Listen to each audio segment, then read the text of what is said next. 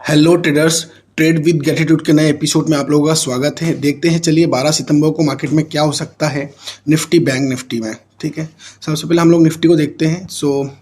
Nifty में आज एक बात बता दूं कि सबसे पहले निफ्टी ऑल टाइम हाई लगा चुका है वापस एक बार और समथिंग कुछ 1200 2008 के आसपास का हाई लगा चुका है। प्रीवियस जो हाई था मार्केट का वो था समथिंग कुछ ज़्यादा डिफरेंस नहीं है और वो 996 के आसपास शायद ऐसा कुछ था जो भी हाँ 996 था। तो इस बार निफ्टी ने वापस एक नया हाई लगाया है मार्केट में। ये बहुत अच्छी बात है। पर इसके मुकाबले बैंक निफ्टी को आप देखोगे तो बैंक निफ्टी अभी बहुत कमज़ोर पड़ रहा है किसी कारणवश, पता नहीं। पर निफ्टी में बहुत अभी स्पेस बाकी ऊपर जाने के लिए। और निफ्टी का जो प्रीवियस ऑल टाइम हाई जो था वो था समथिंग कुछ 46,365 के आसपास। तो इस चीज़ पर हम लोगों को ध्यान देना है। निफ्टी ने कवर कर चुका है। बैंक निफ्टी एक ही दिन में 1000 पॉइंट का मूवमेंट का गैप अप या मूवमेंट रैली कर देगा तो उस दिन बराबर हो जाएगा सारी चीज़ें। चलो वे देखते हैं कि 12 सितंबर में मार्केट में क्या हो सकता है और मार्केट को कैसे प्ले कर सकते हैं, कैसे ट्रेड से बचे और क्या क्या चीज़ें हैं। चलिए, है ना। फर्स्ट ऑफ ऑल हम लोग निफ्टी में ट्राई करते हैं। तो निफ्टी का अगर 4 आवरली चार्ट कुछ दिख रहा है तो मार्केट ऑल टाइम हाई पे है। सबसे पहले तो हमको ये चीज़ ध्यान रखना है। तो मार्केट ऑल टाइम हाई पे होने के कारण हम लोग इस वाले जो एरिया है ये एरिया में हम लोग थोड़ा सा अलर्ट हो जाएंगे, क्योंकि यही एरिया से रिवर्स भी हो सकता है। Market cup and handle pattern बना के ऊपर भी जा सकता है।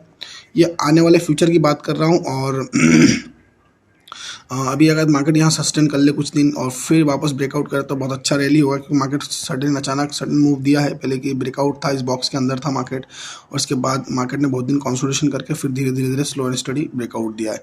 तो इन चीज़ों को थोड़ा सा ध्यान रखना पड़ेगा मार्केट में, और यही है। और देख लेते हैं कि क्या हो सकता है। तो 16 1 आवर के टाइम फ्रेम पर लगा के देखते हैं कि आने वाले समय में मार्केट कल के दिन क्या कर सकता है। कल के दिन बोलूँ तो मैं खुद कंफ्यूज हूँ, क्योंकि ऑल टाइम हाई पे रहता ना तो समझ में नहीं आता है कि मार्केट करे क्या। ठीक है ना।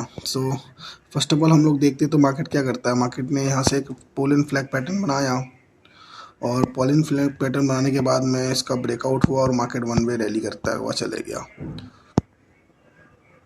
ये चीज़ें है ना। तो बेसिकली यही हुआ है मार्केट में अभी। और ये जो है ऊपर ये सर्कल में आपको दिख रहे हैं, एक ईयर हो गया, यहाँ से बना के दिखा देता हूँ आपको। एक तो ये हो गया, और ये फेक ब्रेकआउट मतलब मार्केट ने कोशिश की नीचे लेके जाने की, पर नीचे नहीं जा पाया। ठीक है, और यहाँ पे ऊपर लेके जाने की कोशिश की लेकिन फेल हुआ, रेजिस्टेंस हुआ, फिर वापस मार्केट धीरे धीरे स्लो एंड स्टडी ऊपर चले गया। तो ये प्राइस एक्शन एक्चुअल में। ठीक है ना। तो फॉल एंड फ्लैग पैटर्न का ब्रेकआउट, मार्केट में कंसोलिडेशन, और बहुत टाइम बाद फिर बूम। तो ये सारी चीज़ें हैं मार्केट को लेके। तो मार्केट ऐसे ही बिहेव करता है, ऐसे ही वर्क करता है। देखते क्या होता है मार्केट में। अब नेक्स्ट मूव क्या हो सकता है अपना। तो सिंपल सी बात है, जहां आपको चलता फिरता बाइंग और डिप मिले आप वहां पे बाइंग कीजिए। और अभी फार्मूला तो यही बोलेगा, क्योंकि मार्केट अभी भी पॉजिटिव ही है। थोड़ा सा ट्रेंड शिफ्ट हुआ था, बट अब मार्केट का नेक्स्ट मूव क्या हो सकता है कि मार्केट का नेक्स्ट मूव ये हो सकता है कि मार्केट अगर यहाँ थोड़ा बहुत छोटा में तो मिला फिर ऊपर गया तो अच्छी बात है, लेकिन धीरे धीरे अगर नीचे आता है और यहाँ से बाइंग की आप अपॉर्चुनिटी ढूंढ सकते हो इस एरिया में, जो एरिया जा रहा है। क्योंकि market higher high lower high जो भी है फॉर्मेशन करता है, higher high lower low, higher high lower low, और नीचे आना होगा तो lower high lower lower high lower higher low, ये फॉर्मेशन करेगा। मार्केट को ऊपर जाना तो ये फॉर्मेशन करेगा। तो ये सारी चीज़ें हैं। ठीक है ना। तो इस चीज़ पे फॉर्मूले पे काम करता है मार्केट, और अभी यही चल रहा है। इस चीज़ में आप लोग ध्यान रखना कि मार्केट ये सारी चीज़ें पे वर्क कर रहा है। तो अभी धीरे धीरे स्लो स्टडी इससे तो आपको यहाँ पे कहीं पे मिलेगा तो फिर आपको अच्छा मूव मिल सकता है। थोड़ा अलर्ट हो जाना यहाँ पे। ठीक है। अब चलिए बात करते हैं बैंक निफ्टी की। बैंक निफ्टी में थोड़ा सा अपॉर्चुनिटी मिल सकती है हम लोगों को। बैंक निफ्टी का अगर डेली की बात करें तो आप देखोगे तो बैंक निफ्टी में स्पेस पड़ा हुआ है बहुत सारा। ठीक है ना। तो ये वाला स्पेस पड़ा हुआ है अभी भी, तो इस स्पेस को अपन को देखना पड़ेगा। ये स्पेस रखा हुआ है, ये स्पेस रखा हुआ है, तो ये मार्केट आएगा, यहाँ पे टच करेगा, फिर ऊपर जाएगा, फिर ऐसे। तो जो भी प्राइस एक्शन देगा या डायरेक्ट ऐसे जाएगा, वो अलग अलग प्राइस एक्शन पर अलग अलग चीज़ों पर अपन को डिसाइड करना पड़ेगा। तो अब छोटे टाइम फ्रेम में हम लोग देखते हैं कि मार्केट क्या कर सकता है और कैसे वर्क कर सकते हैं। तो छोटे टाइम फ्रेम पर आते हैं। मार्केट में क्या है, फर्स्ट ऑफ ऑल आप लोगों को बता दूं कि ये एक रेजिस्टेंस पड़ेगा मार्केट को आने वाले समय में। कल का रेजिस्टेंस हो सकता है, अगर इसके ऊपर डायरेक्ट गैप अप खुलता है तो अच्छी बात है, लेकिन नहीं खुलता तो ये वाला रेजिस्टेंस हम लोग को इंपॉर्टेंट बहुत ज़्यादा पड़ने वाला है। इस चीज़ का बिल्कुल ध्यान रखना। ठीक है। जो कि है 45,975, 45,800 के आसपास एक रेजिस्टेंस को, स्ट्रॉन्ग रेजिस्टेंस झेलना पड़ेगा मार्केट को। और उसके बाद में एक और जो नॉर्मल फिर ऑल टाइम हाई है अपना, उसको तो कोई रोक नहीं सकता है। तो ऑल टाइम हाई जो रहेगा अपना ये इधर ही है, 46,300 मान लो उसको भी हाल फिलहाल, ठीक है ना। क्योंकि वहीं से मार्केट ऊपर उठा था, वहाँ पे मार्केट सस्टेन नहीं करा, वहीं से मार्केट नीचे गिरा। आप अगर ये वाली एरिया देखोगे, इतना सा एरिया पूरा देखोगे, तो ये एरिया पे मार्केट ऑल टाइम हाई बनाया था इतने से एरिया में, और यहीं से एक बार ऊपर भी चला है और एक बार ऊपर जाने की कोशिश की, फेल हुआ। फिर धीरे धीरे नीचे एक बार वो ट्राई किया, मार्केट गैप अप खुला और डायरेक्ट नीचे, उसका स्लो एंड स्टडी बना के मार्केट नीचे आ गया। तो ये चीज़ें हैं, इन चीज़ों पे ध्यान देना पड़ेगा अपने को, ठीक है ना। देखते हैं मार्केट क्या कर सकता है और आने वाले समय मार्केट में क्या हो सकता है, इन चीज़ों का आपको ध्यान रखना पड़ेगा।